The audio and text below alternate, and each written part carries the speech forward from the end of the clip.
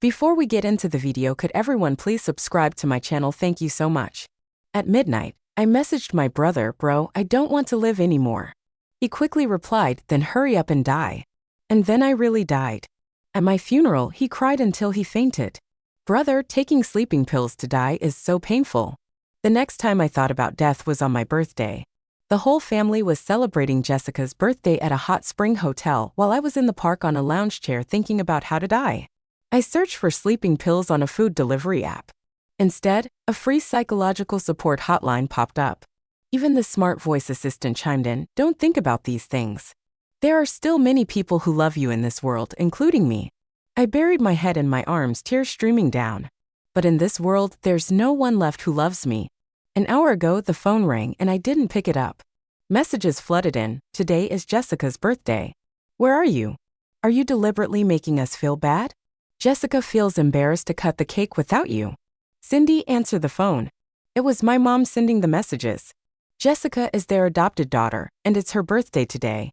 Everyone in the family blamed me for being stubborn and not attending Jessica's birthday. But everyone forgot today is also my birthday. My family used to love me. Before I was abducted, I was the happiest kid in the world. At the age of 7, I was kidnapped. I heard my mom cry for me with tears. But why doesn't she love me now? During those 8 years of being abducted, no matter how inhumanely I was treated, I endured it all without ever thinking of death. But when I finally returned home and saw a pampered adopted sister added to the family, I felt empty inside. Just a month after I returned home, Jessica was found in the bathroom with slashed wrists. After being taken to the hospital, she cried to my mom and dad, saying she couldn't stand me. That was when Dad slapped me for the first time. That's when I first thought of death. I heard from my brother that my parents adopted Jessica because they felt a connection. She was so similar to the old me. Sweet, shy, with a dimple when she smiles. Even their birthdays fall on the same day. Jessica was like the younger version of me before I turned 8. But what about me? After wandering outside for 8 years, I had changed. I often wondered if Mom and Dad preferred Jessica because she resembled the Cindy they once loved so dearly. Riding my bike back home, passing through a downhill slope in the outskirts, I suddenly thought, what if I opened my arms and became a free bird? So I did it. The bike went out of control. I fell down, lying on the roadside. It was painful and exhausting. I didn't want to get up, just lying there. Until it grew dark and started drizzling, I had to get up and go back home. "Cindy, what happened to you?" A warm hand landed on my forehead. I looked up, surprised to see Simon. "How come you're home?" Simon didn't speak but silently guided me to sit down. He opened the first aid kit, applying iodine on my forehead. That's when I realized I was injured. Simon's method of bandaging was so gentle it almost brought tears to my eyes. In the end, he led me to the dining room. "Cindy, happy birthday." He took out a small cake from the fridge. Tears finally streamed down my face. Simon is my brother. Not just mine, but Jessica's brother too. When he reached out his hand to me, I grabbed it desperately because I needed it so much. To Jessica, brother's love was just one of the many loves. But I was standing at the edge of a cliff on the brink. Without Simon's hand to reach out, I would die. "Hold on, why didn't you go to Jessica's birthday?" I couldn't help but pick at my nails. "I can chop wood and cook." Her eyes lit up. "Wow, that's impressive." "I can't cook at all." "Can you show off for me?" Finally, I mustered some confidence and nodded. She immediately grabbed my hand. "Dad." "Mom." "Cindy is going to cook for us." But when I got to the kitchen, I was dumbfounded. In the mountains, we cooked with firewood. I had never used these new things before. Naturally, I messed up that meal. Dad turned around and went back to his room, leaving me with a final word. "Do we lack a cook at home? If you can't do it, don't pretend, making the whole family wait for you." I realized that I always seemed to do things that upset everyone. I've been trying to persevere, but tonight I suddenly wanted to be willful. Jessica cut her wrist and received the whole family's concern. And now I'm doing the same. Will they shed a tear for me? As consciousness faded, I felt someone anxiously holding me. The scent of sandalwood filled my nose. I knew it was my brother's cologne. As consciousness slipped into darkness, I only had one thought in my mind. My brother's embrace, so warm. I had a dream. In the dream, I went back to being 7 years old. The amusement park was colorful. There were no traffickers in the dream. My parents held my hand tightly, never letting me get lost. Even the air tasted like cotton candy. I woke up with a smile. But all I saw was an empty hospital room. Only my brother sat by the bed. He explained to me that Jessica got injured. I foolishly ran off to find them. At the door of the medical room, I saw Jessica and scowled, lifting her bruised knee coquettishly while talking to our parents. It turns out I was being delusional again. Like being doused with a bucket of cold water in winter, I stood at the door of the medical room for a long time and finally made a decision. I was going to move out of this home. I came here alone, and now I'm leaving with just a potted plant. When I arrived, this plant was nearly dead from neglect. It grew lush because I watered it every day. It was the only thing in this home that belonged to me, so I took it with me. Perhaps because I left too quietly, it wasn't until Jessica showed up that I found out. No one looked for me because no one in the family noticed my absence. Ironically, the first person to notice I was gone was Jessica, who saw me as a thorn in her side. She wasn't about to let me go. Cindy, I'm here this time to ask you to call off the engagement with Mike. We truly love each other. Mike? My memory hasn't been great since I started taking medication. It took a long time before I finally remembered that person, Mike, my supposed fiancé who was betrothed to me before I was born. He already took away my parents. How could I care about a fiancé I haven't seen in years? Being that I wasn't interested, Jessica's face gradually revealed a naked malice. Since you don't like this gift, how about this one? She dialed a number and put it on speaker. The familiar voice on the phone made me shiver. Amy, is that you? I finally found you. Amy, it's a name my demon gave me when he bought me. Hearing that name again felt like I was transported back several years. It felt like I had never escaped that mountain. I should have realized it. Buying abducted children would only get him 3 years at most. 3 years had passed, and he must have been released. I rushed forward and snatched the phone, screaming as I fell to the ground. After that day, I moved houses overnight, but I still lived in fear. Every day felt like walking on a knife's edge. I was so scared that I couldn't sleep at night. But no matter how scared I was, the nightmares eventually became a reality. I opened the door, and the demon who tormented me for 8 years was squatting at the door. I tried to close the door, but he squeezed his way in. I tried to call the police, but before I could get my phone, he kicked me to the ground. He straddled me, slapping me with every curse. Damn whore. I've raised you for so many years. You think you can just run away? Still want to run? Fine, run. Tears mixed with blood streamed down. I felt like I must look like a lunatic now. He spat in my face. I've raised you for so many years. Let me enjoy myself a bit. No. But before I could shout, my clothes were torn apart. The world before my eyes shattered. I wished this was a dream, but I woke up on the cold floor. As I left the police station numbly, the wind on my face stung. I remembered the police's eyes filled with pity gently asking. I knew they meant well, but describing these things felt like a bloody wound on my heart. I feared others knowing about my suffering and feared seeing pity in their eyes. I almost fled. But after running away, I didn't know where to go. I didn't want to return to that so-called home, nor did I want to go back to that rented house. Simon. Yes, I need to find Simon. Only he would show me some love. I stood in place, my hands shaking so much I could barely hold the phone. The screen lit up and darkened. The call wouldn't go through. Finally, a message popped up. It was from Jessica. We went out as a family. Don't call, spoil sport. Tears fell on the screen, which I wiped away. Give the phone to Simon. Jessica's reply came quickly. Why are you calling Simon? Oh my God, you don't really think Simon likes his little sister, do you? Don't be so stupid, Cindy. Simon is nice to you because of me. I didn't believe her. Stubbornly, I messaged her, let Simon answer the phone. But I hadn't finished writing yet, and Simon's call appeared on my phone. I hesitated for a moment before answering. Cindy, don't be mad at Jessica on account of my kindness to you. He didn't mean to steal your fiancé, but Jessica and Mike grew up together. Jessica is not wrong, so I'll make it up to you, okay? Who cares about your compensation? I wanted to go crazy to scream. But I opened my mouth for a long time and couldn't make any sound. Tears had dried up. My worthless heart shattered on the ground. Finally shattered. Simon, why do you have to treat me like this? In the next life, I don't want to be your sister. Cindy? Cindy! I stayed silent for too long.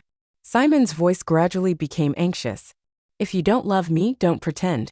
Like a puppy abandoned once, you picked her up but then threw her away again. The puppy would die. Farewell, Simon, I said in my heart, then hung up. In the past, when I thought about death, I always had many concerns. The balcony plants hadn't been watered, the book bought last month hadn't been finished, the weather forecast said tomorrow would be sunny. Suddenly, I wanted to soak up the sun. But now, thinking about dying, I didn't think of anything. Thinking about the impending death, I actually felt relieved from the bottom of my heart. Finally, I was going to be free.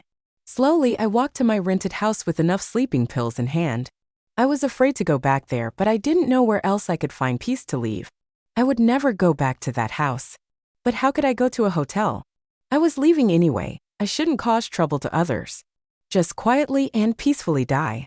Since I was already going to die, what was there to fear? I thought, but when I reached the entrance of the community, my whole body trembled. In the end, I squatted on the ground, burying my head in my sleeve helplessly. My emotions were like a broken remote control.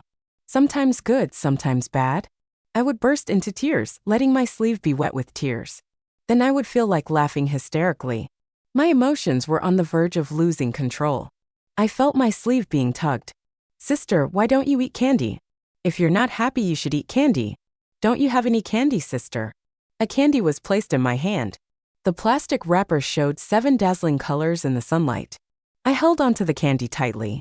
Until late at night, I still held the candy in my left hand. In my right hand was the bottle of sleeping pills. I wanted to try one last time. In the dark night, with only the light from my phone screen still on, I texted Simon, "I don't want to live anymore." His response was cold, "Then go ahead," and he dialed immediately. I started swallowing the sleeping pills one by one. I swallowed too many pills and my throat hurt from the scratch. My consciousness quickly blurred. My heart was beating fast, my stomach burning. My body felt weak as if falling asleep. But the dizziness, convulsions, and nausea in my body were painfully transmitted to my brain as if I, a living dead person, was suffering. Was this the punishment for attempting suicide? Eating sleeping pills to die was so painful. "Jessica, where's my phone?" It was supposed to be a family outing, but Simon hadn't rested well in days. Closing his eyes brought up an inexplicable panic. "Jessica, hand me the phone." "Mine broke, so I used yours." Jessica was chirping like a bird in his ear. But for the first time, Simon wasn't paying attention. There were many business messages, but he bypassed those and opened a clean chat box instead. There were no messages. The timestamp of the last message showed 1 week ago. Since that call days ago, he hadn't been able to contact Cindy. Is Cindy mad? He wondered. But it shouldn't be a big deal. She was always easy to soothe, just a little sugar and she'd smile so happily. Everything would be fine this time too. The phone rang. It showed Cindy's name, but a stranger's voice answered, "Hey, do you have a sister? The patient's phone only has your number saved. Please come to the hospital." The voice was noisy and painful. "Jessica, I need to go. I'm hurting all over." I struggled to open my eyes and saw many people in white coats walking around. It was a hospital. But didn't I leave already? Why was I back here again? Children's crying could be heard around me. My body was getting cold. Fragments of memories finally pieced together. 3 days ago that night, I didn't die. My mouth was too bitter. I feared the bitterness. I saw the candy that had rolled to the ground. I suddenly remembered. I hadn't had candy in a long time. The candy wrapped in cheap but colorful plastic, what did it taste like? I really wanted to try it. Having a taste of candy while being here on Earth, how could I forget the taste of candy before leaving? With my last bit of strength, I called the emergency number. Getting my stomach pumped was painful. But in the end, I walked out of the hospital doors. But why was I back here again? Closing my eyes, I remembered a speeding car rushing towards me. I remembered pushing a child away. Then there was a severe pain. I felt like I was being lifted up. The scenery around me was moving quickly. It felt like someone was holding my hand, urging me to hold on a little longer. But I couldn't hold on anymore. I felt my body losing warmth, getting colder bit by bit. The memories of the past 18 years flashed through my mind. In the last moment before death, I was still wondering, what did I do wrong? How did my life turn out like this? When Simon arrived at the hospital, he saw Cindy's lifeless body. How could this happen? Wasn't everything fine just a few days ago? "I'm sorry, we did our best." The patient had no will to survive. A stranger woman was crying uncontrollably with a child. I'm sorry. She did it to save my child," she said. His hand unveiled the white cloth. "Cindy." But Cindy's eyes remained closed, never to respond to him again. Cindy was wheeled away because the doctor said she had signed for organ donation. Simon walked out of the hospital in a daze. He remembered what the doctor had said. Just 3 days ago, Cindy had been in the hospital. She had attempted suicide by taking sleeping pills, but the doctors managed to save her from the clutches of death. When Cindy bid farewell to the doctor, smiling and nodding, little did she know that she would be brought back covered in blood a few hours later. How did this happen? Simon was having a hard time accepting this reality. She had moved out because she couldn't get along with her family, right? Why would Cindy commit suicide? Simon unlocked her phone. It wasn't password protected. The phone showed little activity. Everything about her in this world was just like that. Upon learning the news of Cindy's death, others finally arrived. Jessica burst into tears immediately. "Cindy, why are you so pitiful?" she screamed, her cheeks swollen high. "Simon, why did you hit me? Are you crazy?" But before she could finish her sentence, Jessica fell silent. She saw the phone in Simon's hand. The sentence that read, "Go ahead and die," on the phone screen was particularly striking. She panicked. "Simon, I was just teasing my sister." But Simon stared at her with cold eyes. "I never knew you were so wicked." Her father put out the cigarette in his hand and walked over to mediate. "Okay, why are you blaming Jessica now? Maybe it's just not her fate." Simon's hand began to tremble. Cindy was dead. She was dead. Yet how could her father say so lightly that it wasn't her fate? Simon looked disappointed. "She wasn't fated to have parents like you guys," he almost shouted. "Haven't you forgotten how Cindy went missing all those years ago?" The room fell silent. The mother, who had been standing still in the same spot since they arrived, finally reacted. Her lips trembled, but she couldn't utter a word for a long time. The father couldn't hold back his face. "Yes, we forgot. But do you remember now?" Simon's face turned deathly pale instantly. Who was he to cry out for Cindy's injustice? After all, he was one of those who had stabbed Cindy. Simon cleaned up Cindy's belongings alone. He looked around the cramped room. The whole room wasn't even as big as Jessica's bedroom. He couldn't help but cover his face with his hands. So this was where his sister had lived. He tried to gather some more of her belongings, but the place was almost empty. As he walked towards the balcony, he finally spotted something different, a potted plant. He remembered that plant.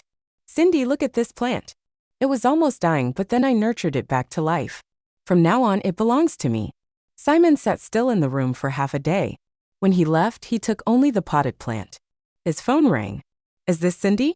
We need some details for the case you reported. Could you come to the station now?" These days, Jessica couldn't bear being at home. Her family had never been this indifferent to her before, but she had to endure it. She pretended to be so sorrowful. She bit her nails. It's not even satisfying to die. She transferred the money to that person. But then she was pestered again. "After raising me for so many years, it's not easy. Just like that, you die, but you owe me one more." Jessica told him to go away. The demon buried his teeth and chuckled, "Not gonna pay up. Huh? You seem quite attractive." He lunged at her as Jessica cried out, asking him to call the police. The demon sneered, "You dare report me? I'll expose you and we'll get married in prison." When violated, Jessica truly resented Cindy. How could she burden others even after death? Simon, who had lived for over 20 years, cried like never before. At the police station, he wept for his poor sister. But what good would it do? When the police showed him the photos of Cindy's injuries for evaluation, he hated himself like never before. A voice inside him screamed, you knew this demon was being released from prison this year. Why didn't you protect her? Cindy, how scared you must have been at the time."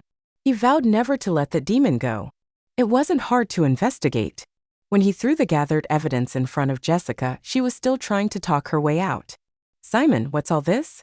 His heart sank to the bottom of a lake. When Cindy was being hurt and the whole family chose to believe Jessica, what was Cindy thinking? She must have hated us so much. Simon remembered the time when Jessica cut her wrists. Cindy also cried and defended herself. But what did we do? Simon felt a dull ache in his head. He recalled the disappointed look on his mother's face. Cindy, Mom doesn't like kids who lie. But she didn't lie. And then his father kicked her out of Jessica's ward. How dare you harm Jessica? Why don't you just die? Thinking about these things made Simon feel like a hand was gripping his heart tightly, tighter and tighter. He could hardly catch his breath. Finally, he lost it. He grabbed Jessica's arm and lifted her off the sofa. "Get out. Take your stuff and get out of this house." Jessica refused to leave, so Simon just dragged her out. Jessica went mad too. She struggled to break free from his grip. "Simon, are you out of your mind? Why blame me? If you truly loved her, how could I have had the chance to harm her?" I have no blood relation with her. You guys are her family. Stop pretending you guys deserve this. Those words felt like a burning knife piercing through Simon's heart. Simon remembered that afternoon when he received the call from the hospital. He thought it was just Cindy being difficult again. After all, it wasn't her first time in the hospital. So when the car got stuck on the highway, he just opened the window and lit a cigarette leisurely. It wasn't until the second call from the hospital that he panicked. If he could have come a bit faster, would there have been a chance to see Cindy one last time? Simon also remembered the doctor's words. The patient has no will to live. His heart started to ache again. If he could have been faster, just a bit faster, to grab his sister's hand in time to tell her that her brother cared. Would she still be alive?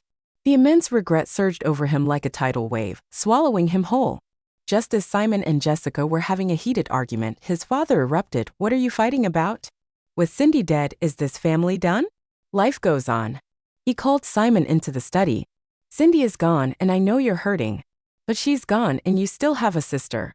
Cindy would want us to be okay. Cindy wants us to be okay? Simon felt like it was the biggest joke he had ever heard. It was the first time he defied his father. I don't have a sister like Jessica. She has to leave this house. But his father's stance was exceptionally firm. Father and son confronted each other for a long time. The father was the first to back down. Son, let me tell you a secret. Jessica is actually your real sister. What are you saying?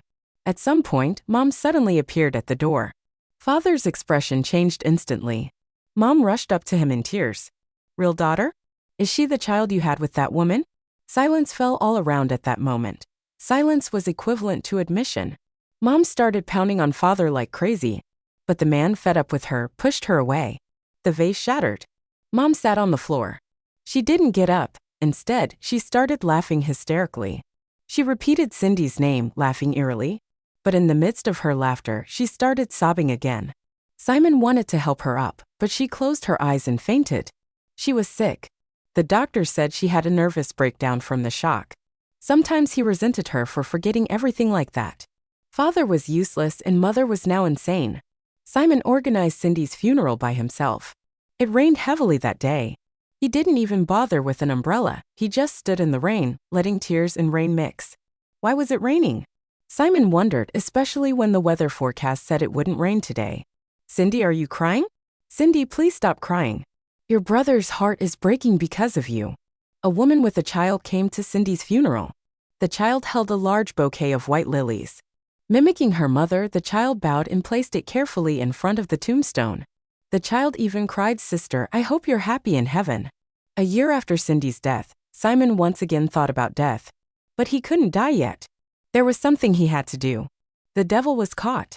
But Simon did something unexpected. He hired the best lawyer to defend the devil and managed to get him probation. His childhood friend asked if he was crazy.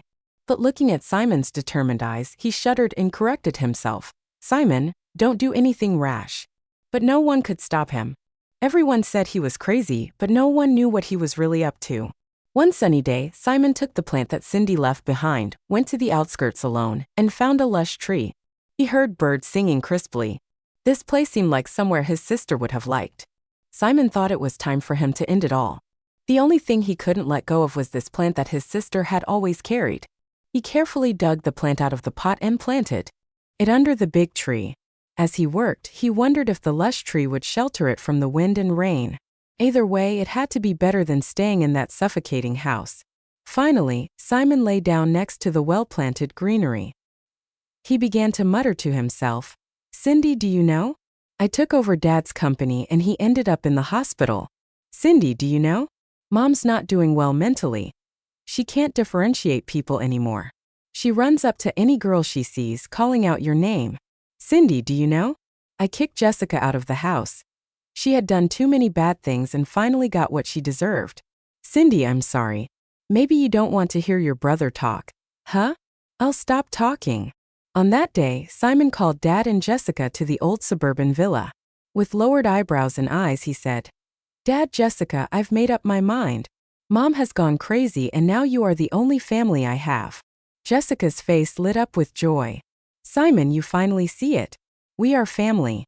We can overcome anything. Mom, let's have a drink. They drank heartily. Soon they all collapsed on the table. Simon went back to the bedroom and dragged out a burlap sack. Inside were the unconscious devils. He took out some rope and securely bound the three of them together.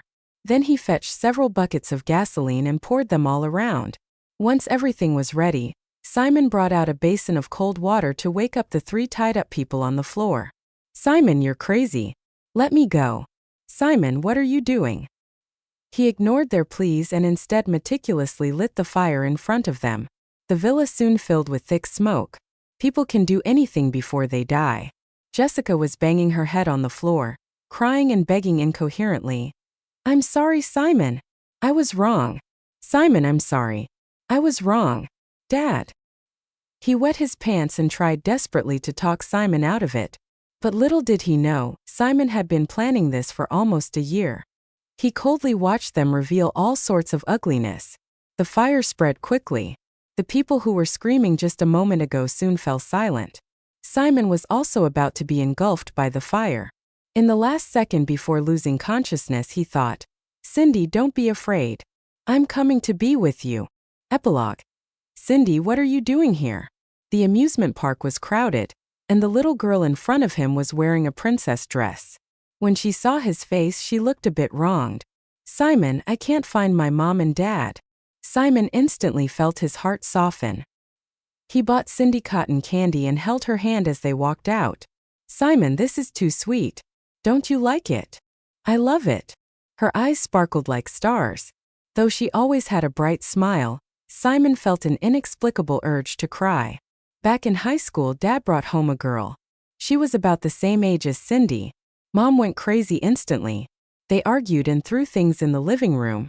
When Simon rushed back from school, he didn't even have time to put down his backpack before running upstairs. Seeing his sister sitting well in the bedroom, some of the panic in his heart finally faded. Cindy rushed to hug him. "Big brother, we have a new sister at home. Will you still love me?" And he hugged the girl in his arms tightly. "I only have you as a sister." Later, Dad and Mom divorced. They all chose to go with Mom. That year, when the siblings were watching TV together, they saw a news report. Child trafficking gang dismantled, 39 arrested. Police rescued over 100 abducted children. It's great those kids can finally go home. Cindy's face lit up with a smile of joy. "Simon, they will receive so much love when they get home, right?" Simon wanted to smile and affirm his sister. "Of course they will." But when he tried to speak, he couldn't utter a word. It was so strange. Cindy grew up happy and successful. She was always an outstanding child. Dance, piano, calligraphy. She excelled in every aspect. When Cindy was 18, she performed even better than him in the college entrance exam. Simon clapped for her from the bottom of his heart, feeling proud. But an unexpected tragedy struck. Cindy got into a car accident. He rushed to the hospital, holding his sister's hand, begging her not to die. But in an instant, everyone disappeared. Even the background turned into a blank white space. Cindy suddenly opened her eyes. Her face covered in blood, she said, "Simon, did you have this dream to make yourself feel better?" "A dream? How could this be a dream?" Simon refused to admit it, but memories flooded back in an instant. He remembered everything. Cindy began to fade away little by little before completely disappearing. She said, "I hate you. I will never forgive you, big brother." He desperately tried to grab her but couldn't even catch the hem of her clothes. His little sister disappeared before his eyes. This was the last dream of Simon before he died.